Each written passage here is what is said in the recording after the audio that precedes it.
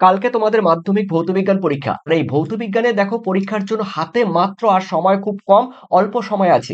তো দেখো এই লাস্ট মিনিট কিছু গুরুত্বপূর্ণ কোয়েশ্চেন তোমাদের ১ নম্বরের, ২ নম্বরের এবং ৩ নম্বরের গুরুত্বপূর্ণ কোয়েশ্চেনগুলো তোমরা অ্যাটলিস্ট একবার চোখ বুলিয়ে নাও কালকে পরীক্ষার জন্য। চলো ভৌতবিজ্ঞানে দেখো তোমাদের রয়েছে ১ নম্বরের, ২ নম্বরের এবং ৩ নম্বরের। দেখো ভৌতবিজ্ঞানের প্রথম দেখো রয়েছে তোমাদের প্রথম অধ্যায়ে পরিবেশের দেখো জন্য ভাবনা। এই পরিবেশের জন্য ভাবনা এই এই জায়গা থেকে থাকছে তোমাদের প্রথমে ১ নম্বরে দেখো রয়েছে ফায়ার আইস। ফায়ার আইস বা আগুনের বরফ বলতে কি বোঝো? রয়েছে খুবই গুরুত্বপূর্ণ কোয়েশ্চেন রয়েছে দেখো সৌরশক্তির প্রধান ব্যবহারগুলি উল্লেখ করো। আর বজ্র ব্যবস্থাপনা থেকে কিভাবে বিদ্যুৎ উৎপাদন করা হয় বা সম্ভব। আর দেখো এরপরে রয়েছে স্থিতিশীল উন্নয়ন বা সাস্টেনেবল ডেভেলপমেন্ট কাকে বলে। তারপরে রয়েছে দেখো জীবাশ্ম জ্বালানি সংরক্ষণের প্রয়োজনীয়তা এবং পদ্ধতিগুলো তোমাদের লিখতে হবে। এরপরে ৬ নম্বর রয়েছে দেখো পাওয়ার অ্যালকোহল বা গ্যাস অ্যালকোহল।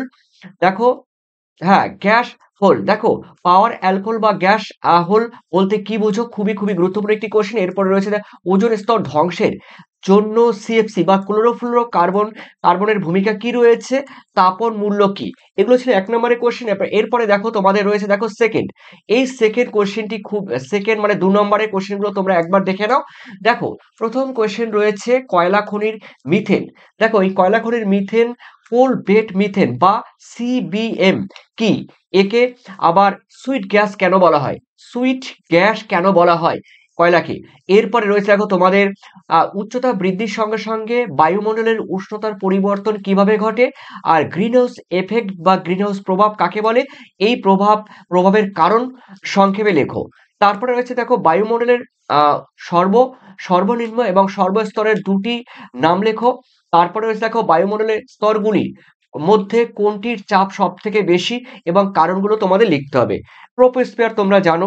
এরপরে রয়েছে দেখো তোমাদের ওজোন স্তর ধ্বংসের ক্ষতিকারক প্রভাব বা ফলাফলগুলো কি? ওজোন স্তর ধ্বংস হলে কি কি ক্ষতি বা প্রভাব পড়ে পরিবেশের উপরে কিংবা মানব বা জীবজন্তুর উপরে বা প্রাণীদের উপরে বা বাস্তুতন্ত্রের উপরে কিরকম প্রভাব পড়ে।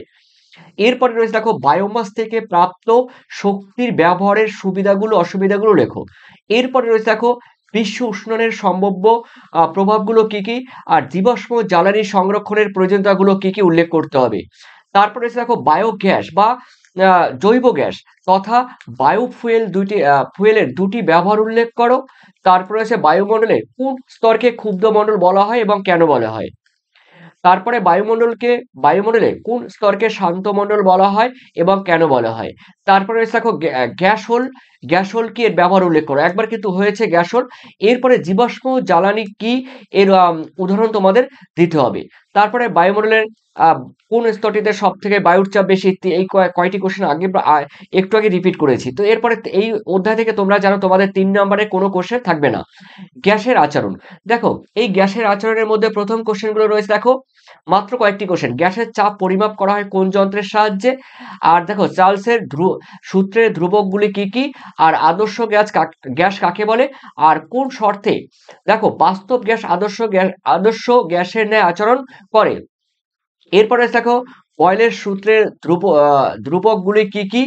তারপরে রয়েছে দেখো আহ, তোমাদের রয়েছে দেখো ২ নম্বরের কোশ্চেন। এগুলো কিন্তু ২ নম্বরের কোশ্চেন দিয়েছি, তোমরা একটু চোখ বুলিয়ে নাও। ঠিক আছে, এগুলো কিন্তু ২ নম্বরের কোশ্চেন। এরপর এসে আমাদের ৩ নম্বরের কোশ্চেনের মধ্যে রয়েছে দেখো বলা হয়েছে গ্যাসের গতীয় তত্ত্বের আম, মূল স্বীকার্যগুলো কি কি। তারপরে জি লুকাসের দেখো লুকাসের গ্যাস গ্যাস আয়তন সূত্রটি বিবৃতি করো এবং অ্যাভোগাড্রোর দেখো সূত্রের সাহায্য প্রতিষ্ঠা করো। এরপরে আছে দেখো বয়েল, চার্লস ও অ্যাভোগাড্রোর সূত্রের সমন্বয়ে আদর্শ গ্যাসের সমীকরণ তোমাদের প্রতিষ্ঠা করতে হবে।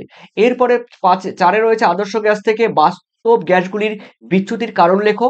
এরপরে বয়েলের সূত্রটি বিবৃতি করো। বেলুনে ফু দিয়ে দেখো বেলুনের আয়তন বাড়ে এবং চাপও বাড়ে। এখানে বয়েলের সূত্রগুলি কি লঙ্ঘিত হয়। তারপর রয়েছে দেখো চার্লসের সূত্রটি বিবৃতি করো এবং এই সূত্রের সাহায্যে পরম শূন্য উষ্ণতার মান নির্ণয় করো। তারপরে দেখো চার্লসের সূত্রে বিকল্প রূপটি প্রতিষ্ঠা করো এবং আহ, বিবৃতি করো। তারপরে আছে চার্লস ও বয়েলের সূত্রটির সমন্বয়, যেটা একটু আগে বললাম। বয়েল, চার্লস আর অ্যাভোগাড্রো ৩টি সূত্রের সমন্বয়ে তোমাদের একটি রূপ প্রতিষ্ঠা করতে হবে। গ্যাসের ব্যাপন বলতে কি বোঝো? গ্যাসের আয়তনের উপর চাপের প্রভাব উল্লেখ করো। আর গ্যাস অণুগুলির গড় বেগ বলতে কি বোঝো? গ্যাস অণুগুলির বেগের ও চাপের উপর উষ্ণতার প্রভাব উল্লেখ করো। এরপর রয়েছে দেখো তোমাদের রাসায়নিক গণনা ও আলো। দেখো এই যে যেগুলো কথা বললাম এগুলো টোটাল, এখানে আমি 1 নম্বর গুলো বলে দিচ্ছি। দেখো ক্যামেরায় কোন ধরনের লেন্স ব্যবহার করা হয়, গোলকীয় দর্পণে মেরু বলতে কি বোঝায়, আর মৌলিক বর্ণ কোনগুলি কি কি, কোনগুলি কি, তারপরে রয়েছে দেখো সমতল দর্পণের ফোকাস দূরত্ব কি, শূন্য মাধ্যমে আলোর বিচ্ছুরণ হয় না কেন। আর 2 নম্বরে এগুলো রয়েছে। দেখো এগুলো তো যদি তোমরা, তাও তোমাদের আমি বলে দিচ্ছি, দেখো এগুলো তোমরা কিভাবে পাবে। দেখো এই সমস্ত তোমরা কিন্তু পাবে, অবশ্যই আমি বলবো, তবে দেখে নাও এগুলো কিন্তু 2 নম্বরের, এগুলো কিন্তু 3 নম্বরে রয়েছে এগুলো। আমি তোমাদের ভিডিওটি একটু শর্ট করে দেখিয়ে দিই, এগুলো 3 নম্বরের। এরপরে রয়েছে দেখো তোমাদের চলতরিৎ। এই চলতরিৎ থেকে রয়েছে আধানহীন কোনো বস্তুর বিভব কত। দেখো এরপরে আছে একটি অর্ধ পরিবাহীর উদাহরণ দাও। আদর্শ ভোল্টামিটার, দেখো ভোল্টামিটারের রোধ কত হওয়া উচিত। তড়িৎ আধানের মাত্রা কি, তড়িৎ বিভবের মাত্রা কি।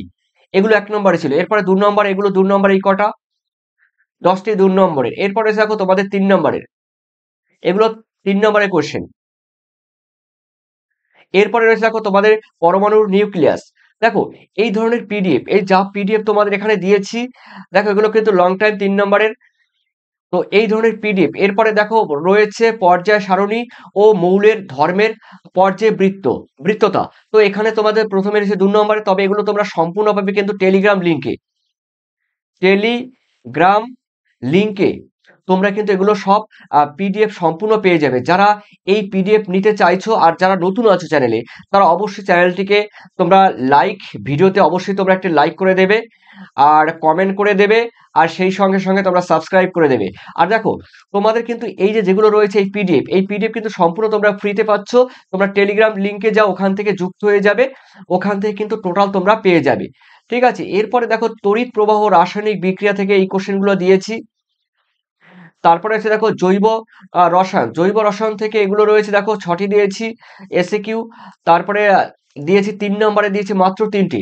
তোমরা দেখো এগুলো টোটাল কিন্তু তোমরা পেয়ে যাচ্ছ টেলিগ্রাম লিংকে আমি ওখানে এই ভিডিওটি আপলোড করে দেবো। ওখান থেকে তোমরা কিন্তু ডাউনলোড করে তোমরা কিন্তু মূল কোশ্চেনগুলো তোমরা একবার চোখ বুলিয়ে নিতে পারো, একবার দেখে নিতে পারো। অবশ্যই তোমাদের মূল্যবান কমেন্ট সেকশনে জানিয়ে দিও। ধন্যবাদ তোমাদের সবাইকে। Thank you.